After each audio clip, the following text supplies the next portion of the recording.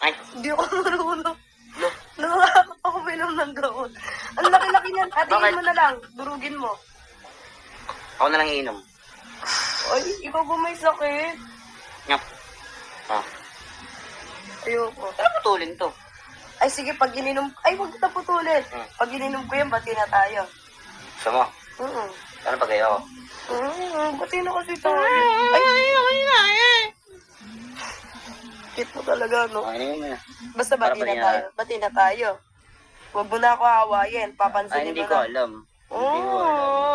Bati na kasi tayo. Pansinin mo na ako. Gara mo naman. Alam mo ba, kaya ako nagiging ganito kasi pag di mo ako pinapansin, parang nalulutang ako.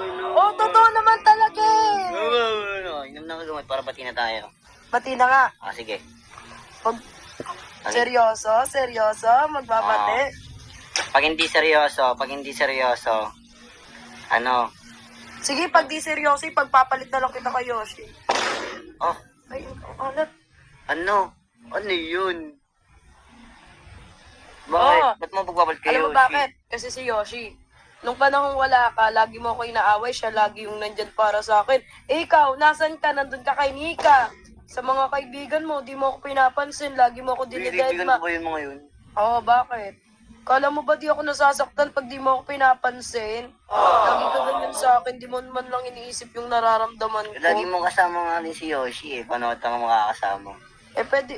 Ala, kasi lagi mo nga ako iniiwan, di mo nga ako pinapansin. Siyempre, naghahanap ako ng kasama ko eh. Ang lungkot-lungkot ko nga lagi Paghanap ka ng kasama mo, lalaki pa. sa akin. Kung kala ko ba kayo lumalapit sa kanya? Parehas lang kami. Tsaka sobrang bait kaya sa... Gustuhan. Ay, may sinabi bang nagkakagustuhan? Hindi ba pwedeng magkaibigan lang kaming dalawa? May ganun ba? Sige, may ganun. Eh ako ayoko ng ganun eh.